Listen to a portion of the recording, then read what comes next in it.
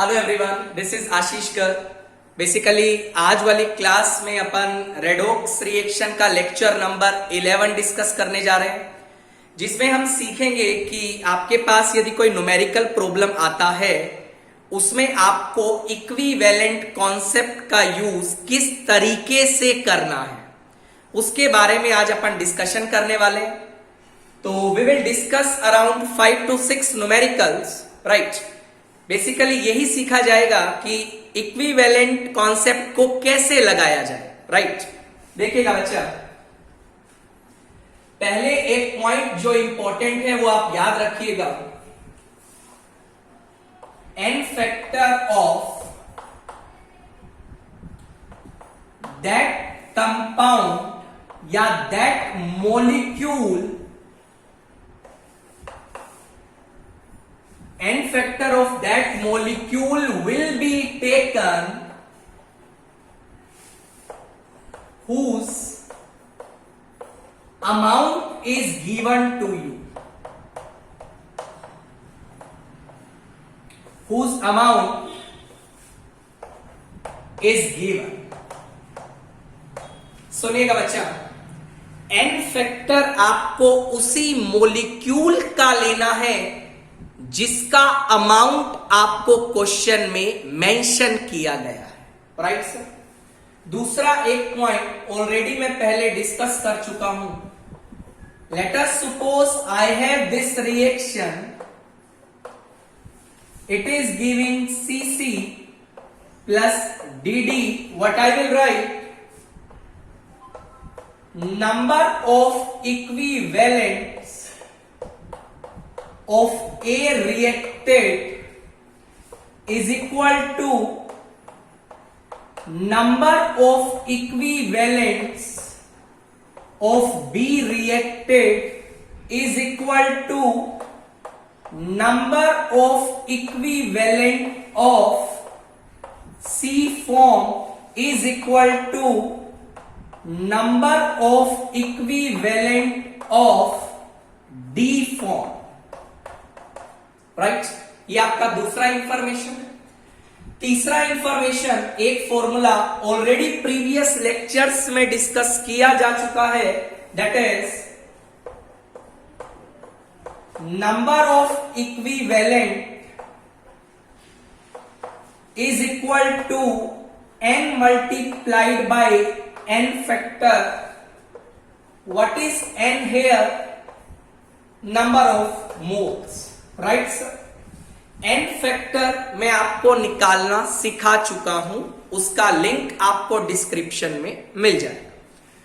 तो जब भी अपन किसी न्यूमेरिकल को सोल्व करेंगे तो ये छोटी मोटी बातों का अपन को ध्यान में रखना है। उसी मॉलिक्यूल का n फैक्टर आपको लेना है जिसका इंफॉर्मेशन आपको दिया गया है, जिसका अमाउंट आपको प्रोवाइड किया गया है। दूसरा, जितना इक्विवेलेंट्स रिएक्टेंट का रिएक्ट करेगा उतना ही इक्विवेलेंट्स प्रोडक्ट का बनेगा।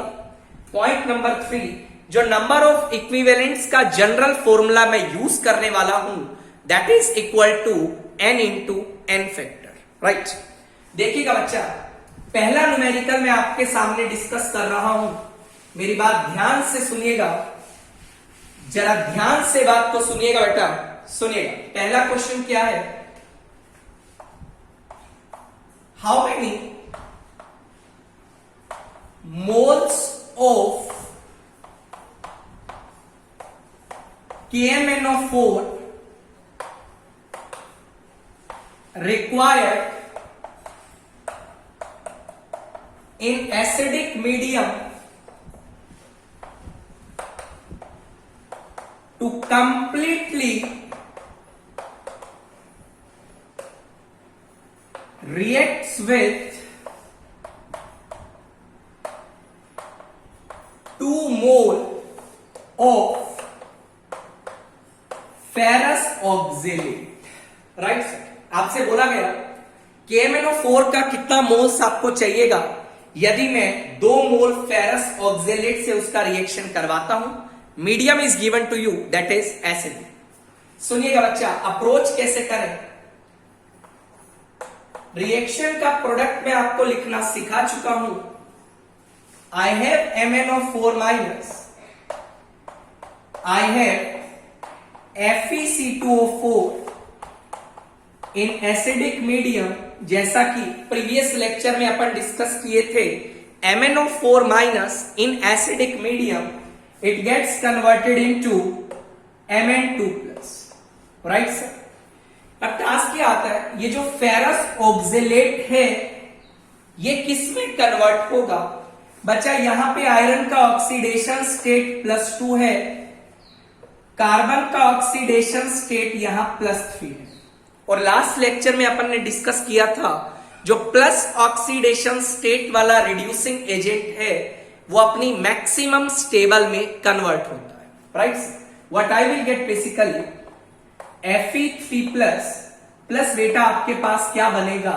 CO2 बनेगा, राइट सर? देखिए, यदि मैं आपसे पूछूं इसके आपको नंबर ऑफ मोल्स निकालने हैं, इसका एन फैक्टर आपको पता है, +7 से ये जा रहा है +2 में, मतलब 5 इलेक्ट्रॉन का गेन कर रहा है, इसका मतलब बेटा जो इसका एन फैक्टर है that is 5, right?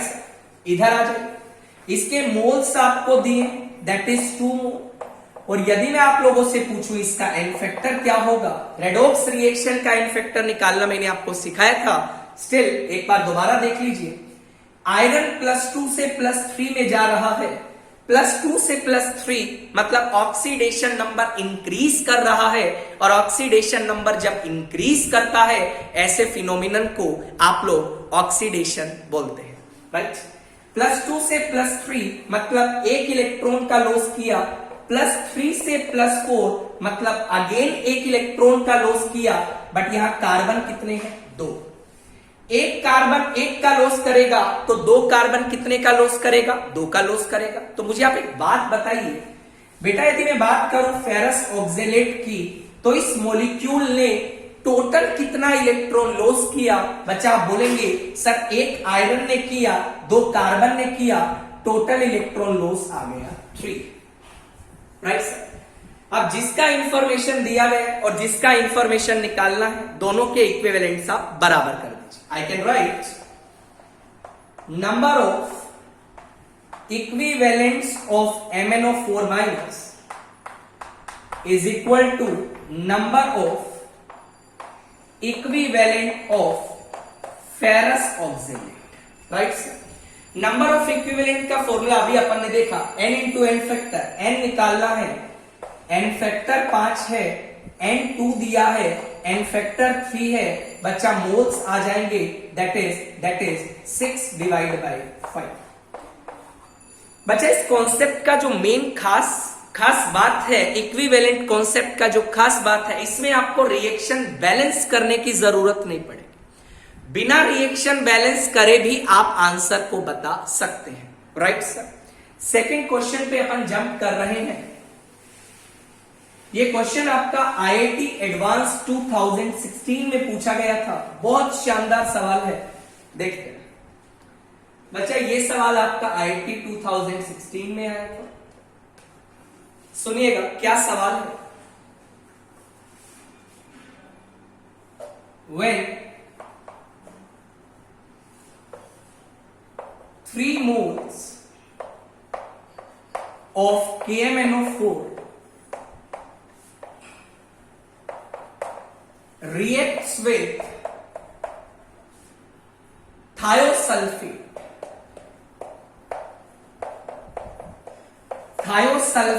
Ion, formula में लिख देता हूं S2O3 2 minus, thiosulfate ion in acidic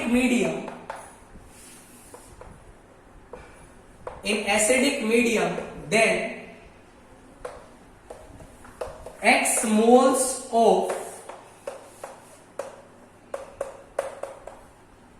sulfur containing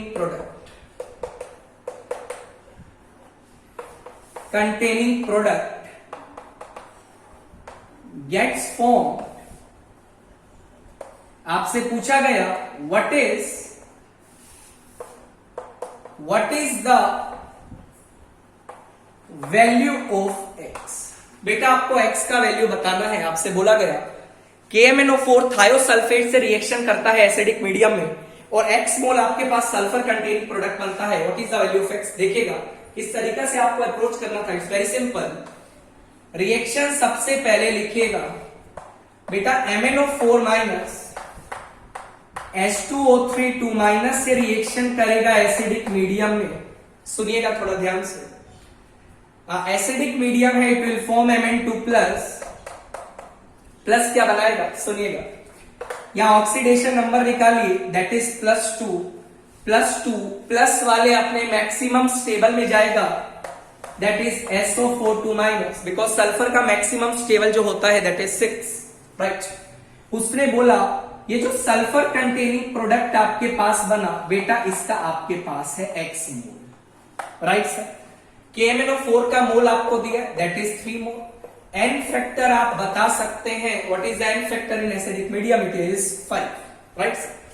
अब एक बात बताइए, जब इस क्वेश्चन को आप सोल्व करेंगे तो मुझे बताइए आप थायोसल्फेट का एन फैक्टर लेंगे या सल्फेट का एन फैक्टर लेंगे? That is the twist, right. मैंने बोला जिस मॉलिक्यूल का इंफॉर्मेशन आपको दिया गया है उसी का एन फैक्टर आप लोग यूज करेंगे।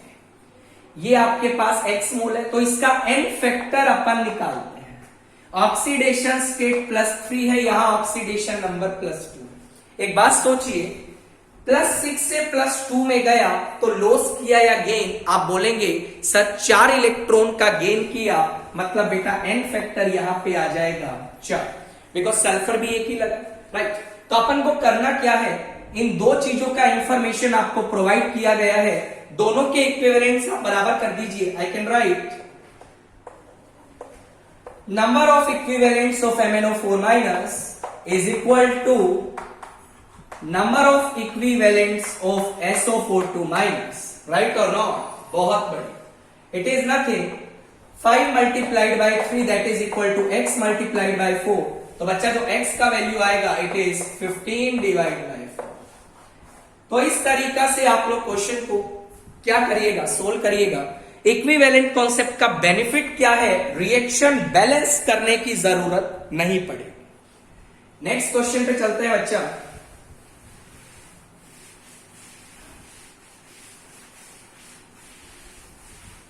नेक्स्ट क्वेश्चन आपसे पूछा गया, ये भी क्वेश्चन आपका IIT में आ चुका है, सुनिएगा ध्यान से। What is the ratio of moles of K2Cr2O7 and KMnO4 when they completely reacts with 3 moles of ferrous oxalate in acidic medium, right.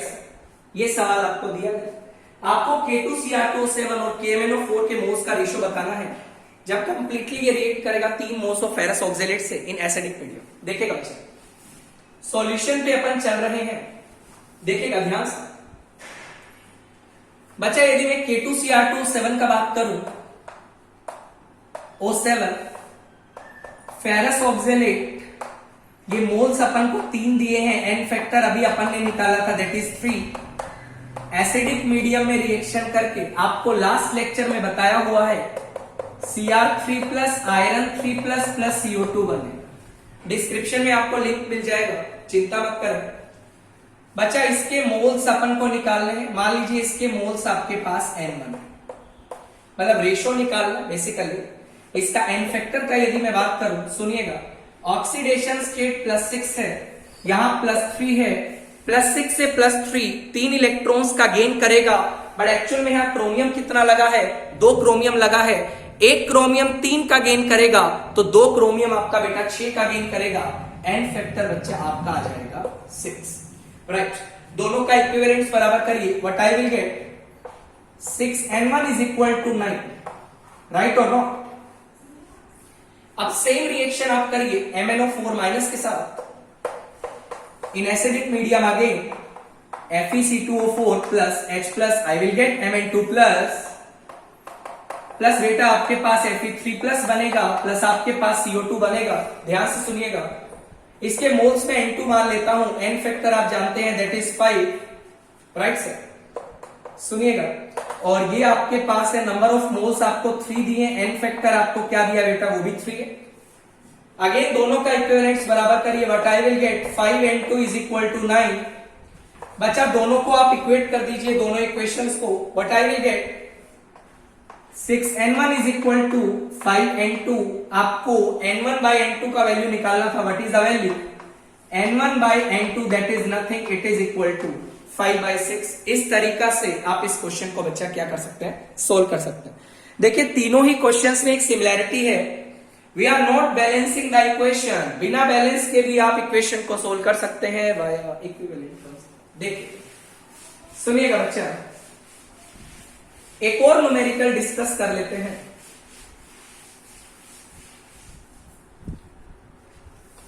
Find out the moles of KMnO4 required in acidic medium when it completely reacts with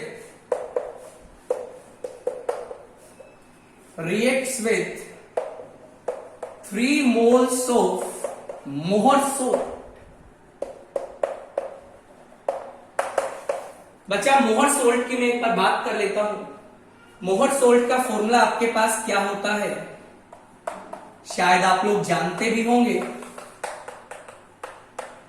FeSO4 NH4 ये आपके पास मोहर salt का formula होता है। मेरी बात ध्यान से सुनिएगा, MnO4 माइनस मोहर सोल्ट से रिएक्शन किया, थोड़ा सा ध्यान से गौर करिएगा, एसिडिक मीडियम में आप जानते हैं Mn2 प्लस बनेगा। बेटा ध्यान से सुनिए, यहां आयरन का ऑक्सीडेशन स्टेट +2 है, सल्फर का +6 है। सल्फर पहले ही +6 में अपनी मैक्सिमम स्टेबल में प्रेजेंट है, तो क्या MnO4 माइनस सल्फर का कुछ बिगाड़ पाएगा? नहीं बिगाड़ पाएगा। तो MnO4 माइनस क्या करेगा, आयरन 2 प्लस को ऑक्सीडाइज करेगा बेटा आयरन 3 प्लस।